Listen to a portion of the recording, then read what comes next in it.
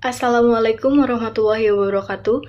Kami dari kelompok 1, mata kuliah Audit Sumber Daya Manusia, kelas konsentrasi MSDM 3J. Perkenalkan, nama saya Ranida Sukmawati, dan kelima rekan saya. Kami di sini akan menjelaskan materi tentang audit analisis jabatan dan perencanaan sumber daya manusia. Langsung saja ke materi pertama yang akan dibacakan oleh Saudara Tanti Meidawati.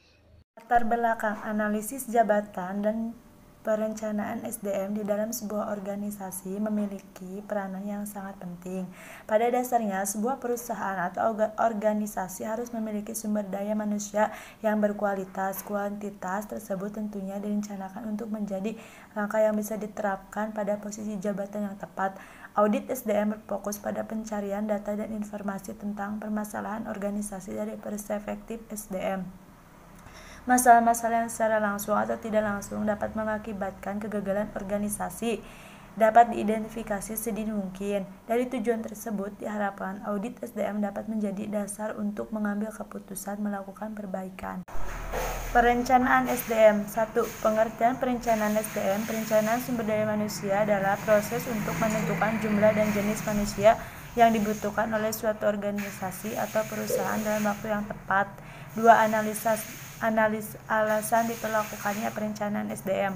A. Kepentingan individu pegawai dengan perencanaan SDM jelas, tegas, dan akurat. 3. Tujuan perencanaan SDM. Tujuan perencanaan SDM yaitu 1. Menentukan kualitas dan kuantitas pegawai yang akan mengisi perusahaan dan organisasi atau perusahaan. 2. Menjamin ketersediaannya pegawai masa kini dan masa depan sehingga setiap pekerjaan ada yang mengerjakan. 3. Menghindari terjadinya kesalahan manajemen dan tumpang tindih pelaksanaan tugas. Perencanaan SDM 4. Manfaat perencanaan SDM. 9 manfaat yang dapat dipetik melalui perencanaan SDM yang mantap. 1. Perusahaan dapat memanfaatkan SDM yang ada dalam perusahaan secara lebih baik. 2. Melalui perencanaan SDM yang matang. 3. Produktivitas yang lebih ditingkatkan apabila memiliki data tentang pengetahuan. 5. Dampak dari kegiatan perencanaan SDM yang baik. Dampak dari kegiatan perencanaan SDM berkembang suatu organisasi sangat tergantung dari kualitas sumber daya manusia yang dimiliki, karena manusia sangat diperlakukan dalam menentukan program yang dapat mendukung tercapainya tujuan organisasi. Perubahan lingkungan usaha yang dihadapi organisasi, kelangsungan hidup usahanya. Perencanaan SDM 6. Kelebihan dan kekurangan tenaga kerja. Perencanaan SDM yaitu proses penyesuaian antara tersedianya jumlah SDM dengan kebutuhan pekerjaan yang akan dijalankan, namun tidak menutup kemungkinan akan terjadi kekurangan atau kelebihan SDM yang dimiliki oleh perusahaan dikarenakan beberapa penyebab. 1. Peramalan kelebihan sumber daya manusia. A. Perekrutan sumber daya manusia. B. Pengurangan jam kerja. C. Pensiun dini. 2. Peramalan kekurangan sumber daya manusia. A. Perekrutan penciptaan. B. Kompensasi penarik. C. Program pelatihan dan pengembangan. Proses dan metode perencanaan SDM. Sedarmayanti mengatakan bahwa perencanaan SDM adalah pembuatan ramalan tentang kebutuhan jumlah SDM untuk masa yang akan datang dibandingkan dengan proyeksi persediaan SDM yang ada. Berikut ini merupakan langkah dari proses perencanaan SDM menurut Sedarmayanti. 1. Meramalkan kebutuhan SDM.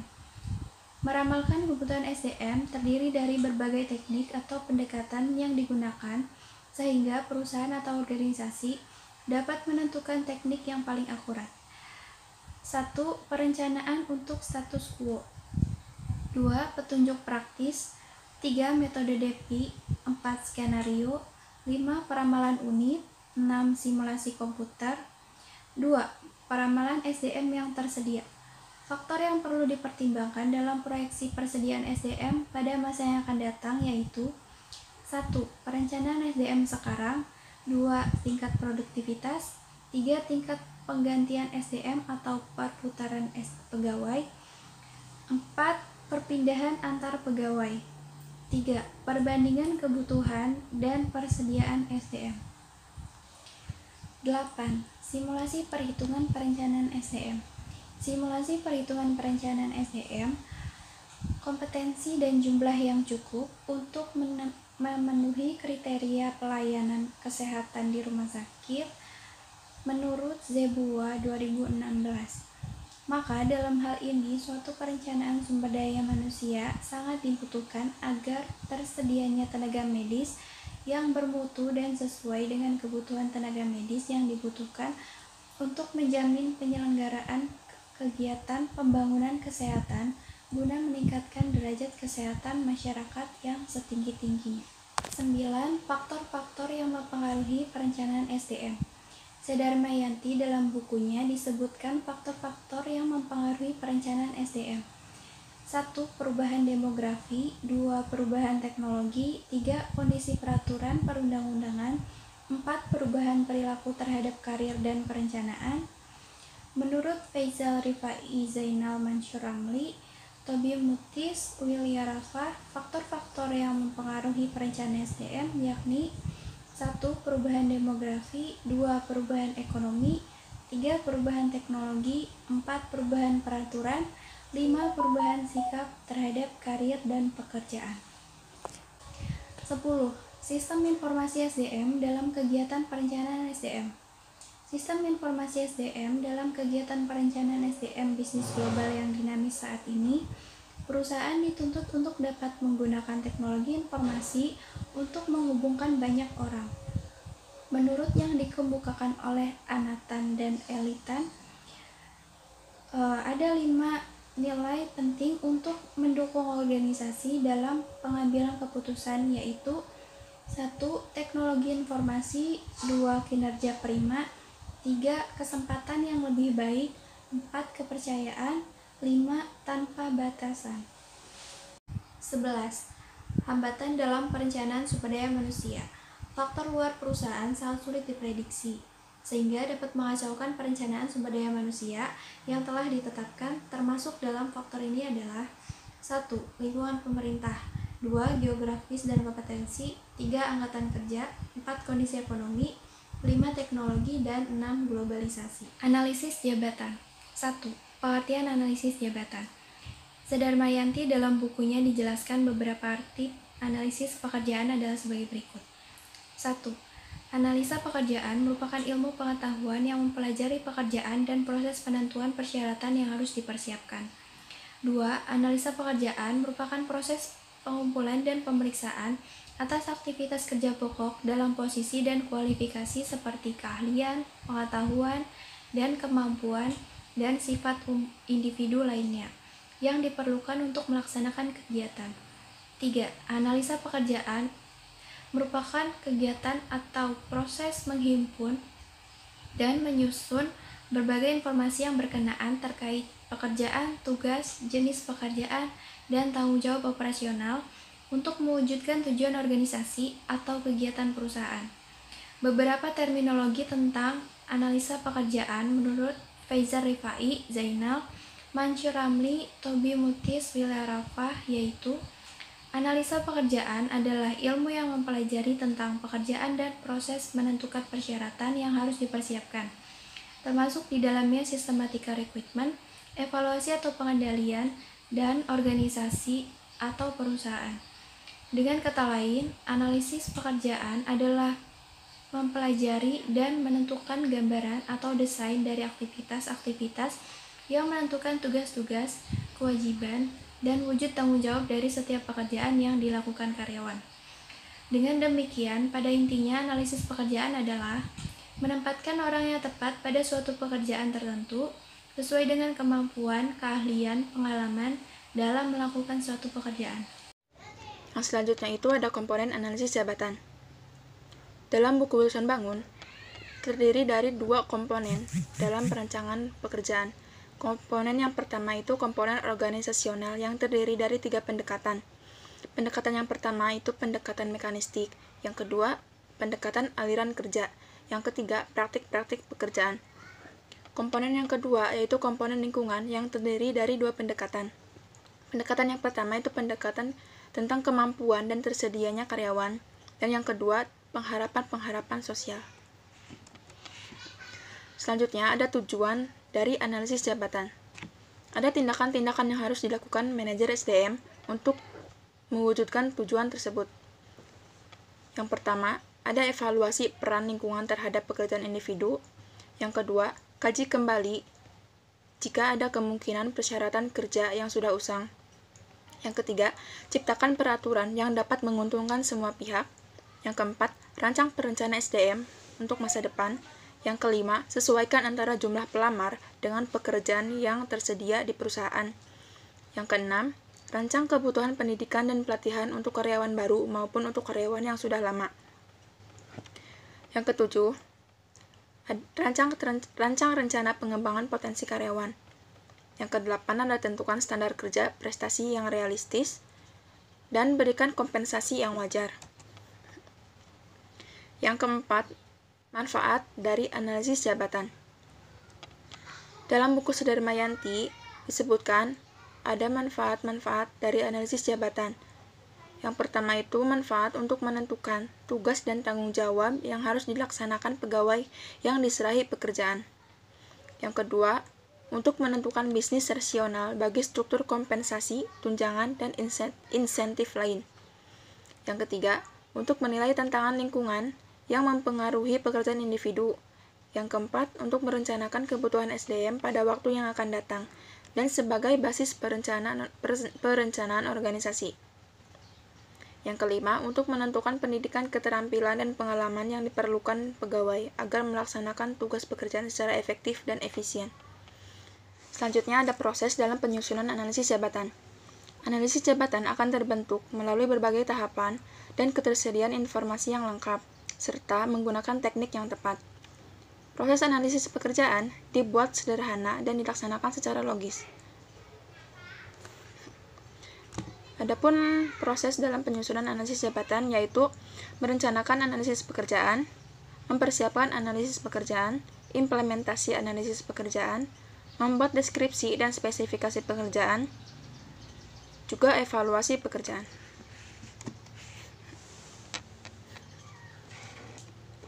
Ada jenis-jenis data yang dikumpulkan dalam analisis jabatan.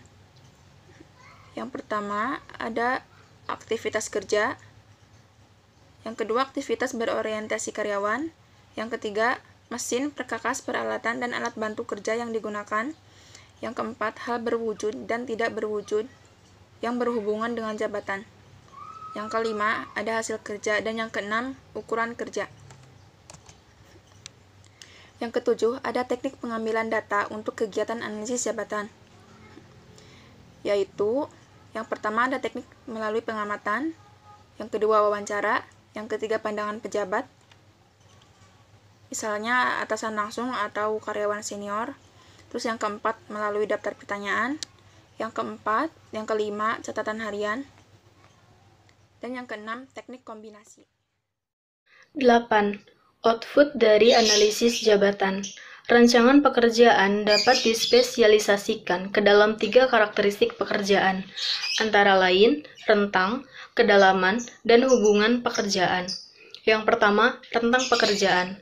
Rentang pekerjaan menunjukkan sejumlah tugas-tugas yang terdapat pada suatu pekerjaan harus diselesaikan oleh pemangkunya. Jumlah tugas yang ada pada suatu pekerjaan tersebut dapat dilihat pada deskripsi pekerjaan. Lalu yang kedua, kedalaman pekerjaan. Kedalaman pekerjaan menunjukkan keleluasaan individu untuk menyelesaikan suatu pekerjaan. Suatu pekerjaan memiliki karakter yang berbeda bila dilihat dari ketergantungan suatu pekerjaan terhadap pekerjaan lainnya. Kedalaman pekerjaan menggambarkan sejauh mana kebebasan individu untuk melaksanakan suatu pekerjaan tertentu. Lalu yang ketiga, hubungan pekerjaan. Dalam organisasi besar, terdapat banyak macam pekerjaan yang sebetulnya memiliki hubungan antara satu dengan yang lainnya. Manajer membuat pengelompokan atas pekerjaan yang memiliki karakter sama dan menentukan tentang kendali. 9. Analisis beban kerja. Menurut Sudarmayanti, analisis beban kerja adalah penentuan jumlah pegawai yang diperlukan untuk menyelesaikan pekerjaan dalam jangka waktu tertentu, atau proses penentuan jumlah jam kerja orang, man hours, yang dibutuhkan untuk menyelesaikan beban kerja tertentu dalam periode waktu tertentu.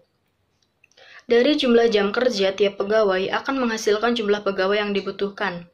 Untuk menghitung jumlah pegawai yang dibutuhkan dengan analisis beban kerja dapat dihitung dengan rumus WLA sama dengan jumlah beban kerja periode tertentu dibagi jumlah jam kerja seorang tenaga kerja dikali 1 orang. Atau WLA sama dengan volume pekerjaan jam dibagi standar prestasi jam dikali 1 orang. 10. Penilaian beban kerja. Selama menjalankan aktivitas kerja, manusia mengalami 2 jenis beban kerja, yaitu beban kerja fisik dan beban kerja mental. Beban kerja fisik menunjukkan seberapa banyak aktivitas fisik yang dilakukan manusia selama bekerja, seperti mendorong, menarik, mengangkat, dan menurunkan beban. Sedangkan beban kerja mental merupakan kebutuhan mental seseorang seperti memikirkan, menghitung, dan memperkirakan sesuatu. Hima 2011. Untuk mengukur beban kerja, ada berbagai cara yang diusulkan oleh para peneliti ergonomi. Para penentuan beban kerja fisik, salah satu metode yang dapat digunakan adalah dengan metode analisis cardiovascular load atau CVL, yaitu perbandingan peningkatan denyut nadi istirahat dengan denyut nadi maksimum. Sedangkan untuk mengukur beban kerja mental dapat digunakan metode NASA-TLX, yaitu berdasarkan persepsi subjektif responden yang mengalami beban kerja tersebut. Untuk menerapkan metode diperlukan penilaian responden terhadap pekerjaannya. Data yang dikumpulkan ada 2, yaitu data denyut nadi dengan menggunakan metode 10 denyut nadi untuk menghitung persen CVL dan data hasil kuesioner NASA-TLX. Selanjutnya, 3.1 Instrumen audit sumber daya manusia dalam bentuk daftar periksa.